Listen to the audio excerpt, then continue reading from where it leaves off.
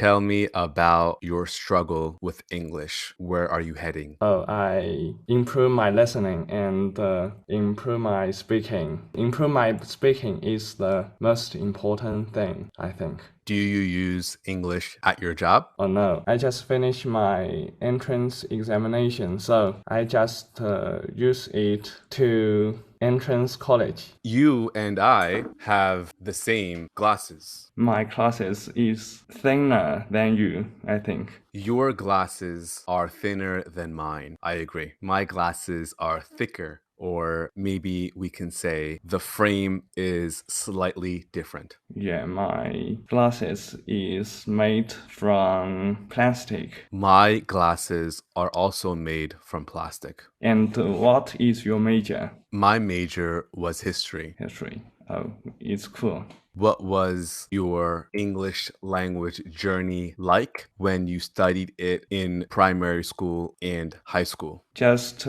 follow my teacher and use internet to promote my pronunciation. Use the app to promote my listening. Did you study English when you were in primary school? Oh yeah, in China, some kindergarten started learning English. Like, comment, and subscribe.